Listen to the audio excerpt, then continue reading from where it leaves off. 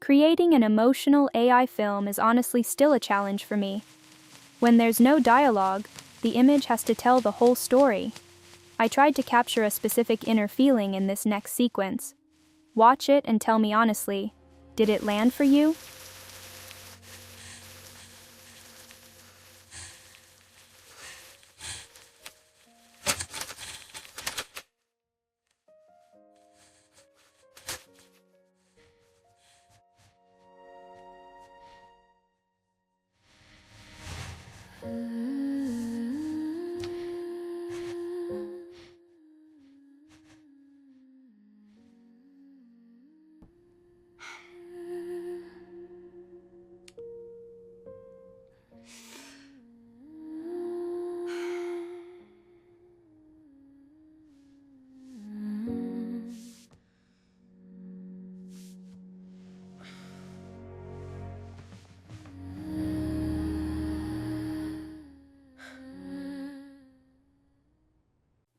Hey everyone, welcome back. I'm Nova. It is honestly so good to see you again.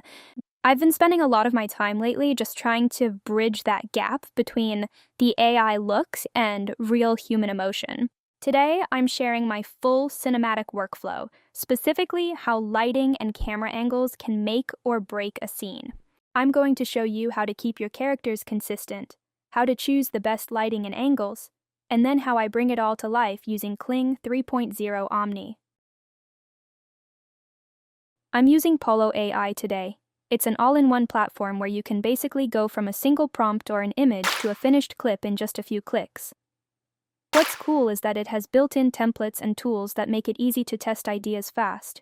You don't really have to dive into complicated prompts or settings to get a solid result. The first step is character design.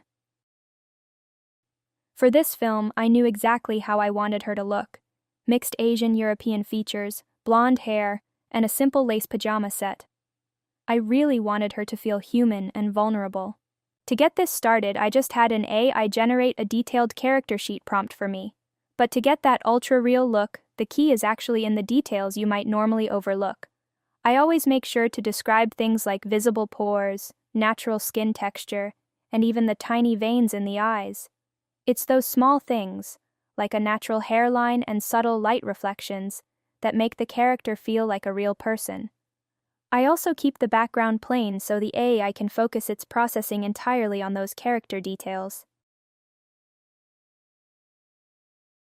So I'm jumping into the AI image section here in Pollo AI.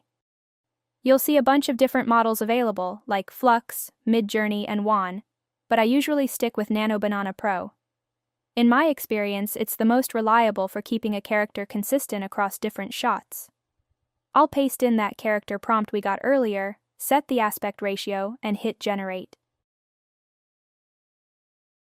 If you don't love the first result, don't worry. You can just hit generate again until it feels right.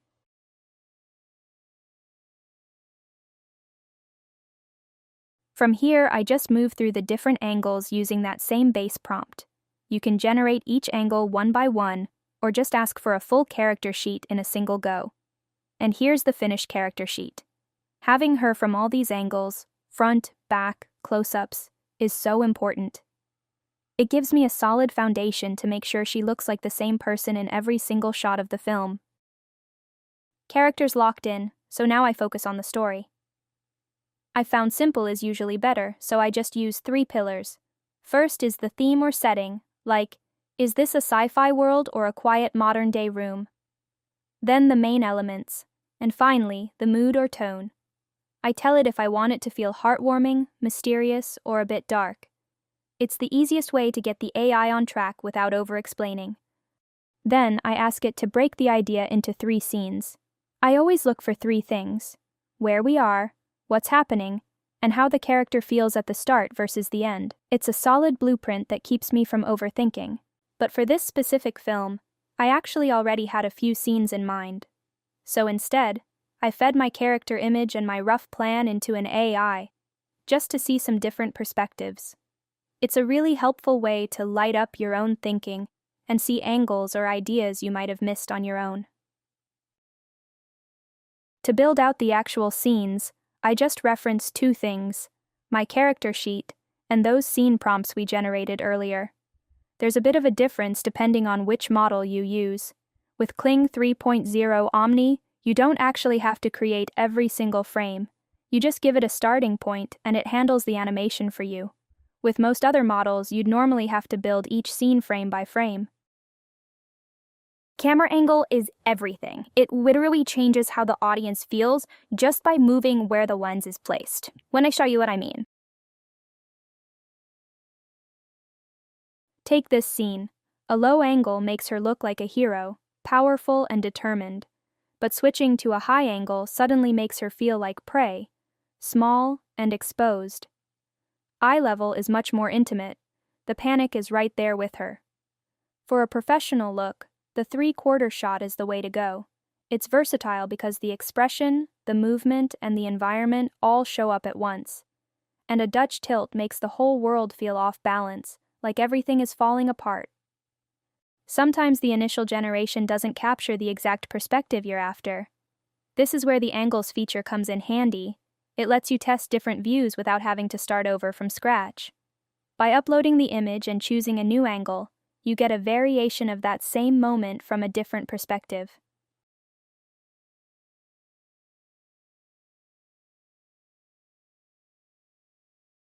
To do this, just upload the character image, pick an angle, like shifting from eye level to a low angle for more impact, adjust the framing, and you've got a brand new shot.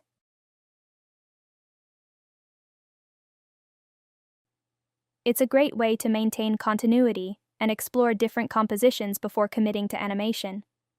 It's essentially like having a virtual camera. You can move around the character without losing the likeness. Lighting is the second half of the story. It tells the audience exactly how to feel without you having to say a single word. Warm golden light from the front feels safe. It's all about hope.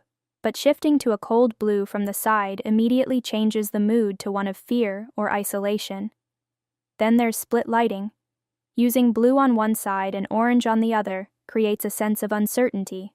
It's a perfect visual for a character caught between two worlds or dealing with an inner conflict. Here's how you do it. Head over to Pollo AI Relight. Upload your image and change the lighting. Drag the light around. Pick your tone, natural light, sunrise, HK vintage, blue hour, and that's it.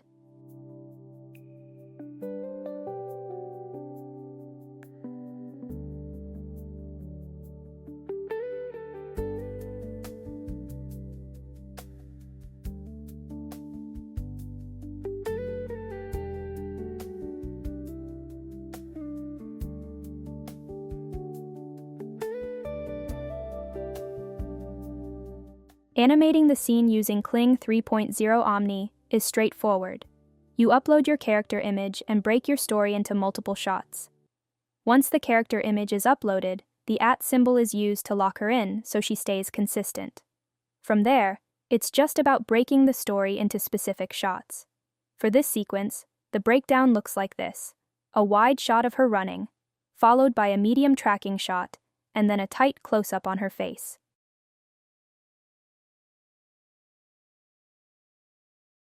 Let's look closely at this. I uploaded this specific reference image, but notice how the animation doesn't actually start with that exact framing. This happens because Kling 3.0 Omni prioritizes the text prompt over the image composition. Here, the prompt said, "Wide shot of empty rain-soaked city street." Because of that, Kling interpreted the scene starting with the empty street and then the woman running toward the camera, even though the uploaded image was a medium shot of her already running. It's a good reminder that if you want the animation to stick strictly to your image's framing, your text needs to match that exact starting point. For this scene, I'm taking my character image and changing the background to a tunnel setting.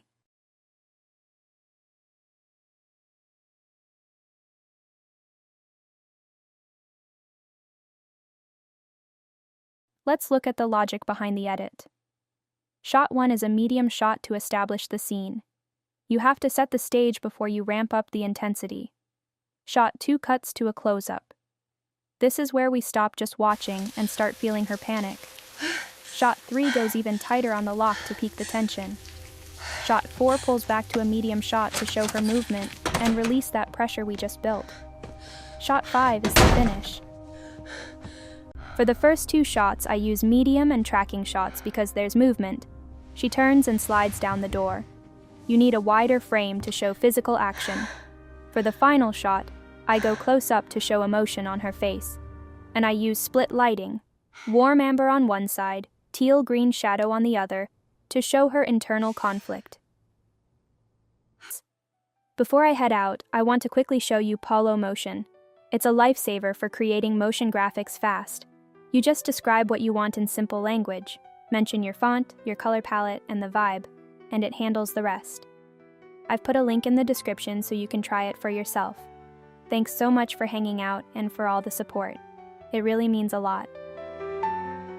Give it a try and let me know if it works for you. Love you all, and I'll see you in the next one.